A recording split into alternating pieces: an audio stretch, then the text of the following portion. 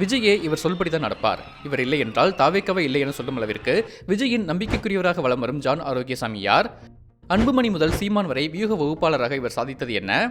ஆந்திராவை பூர்வீகமாக கொண்ட ஜான் ஆரோக்கியசாமி பிரசாந்த் கிஷோர், சுனில் போன்ற முன்னணி தேர்தல் வியூக வகுப்பாளர்களில் ஒருவராக வலம் வருகிறார். தனியார் நிறுவனத்தில் பல ஆண்டுகள் பணியாற்றிய ஜான் அரசியல் மீதான ஆர்வத்தால் ஜேபேக் பெர்சோனா எனும் தேர்தல் வியூகம் வகுக்கும் நிறுவனத்தை தொடங்கினார்.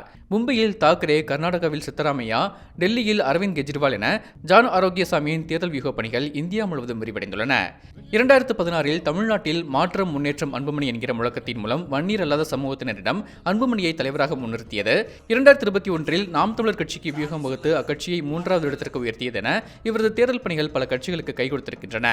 ரஜினி அரசியலுக்கு வந்தால் ஜான் வியூக வகுப்பாளராக அறிவிக்கப்படலாம் என முன்பு பரவலாக பேசப்பட்டது.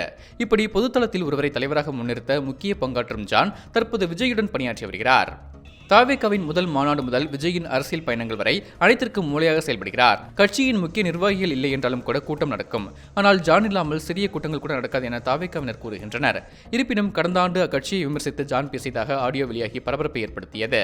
எனினும் ஜான் ஆரோக்கியசாமி விஜய் எதிர்பார்க்கும் வெற்றியை பெற்றுத் தருவார் என்பதை பொறுத்திருந்துதான் பார்க்க வேண்டும்.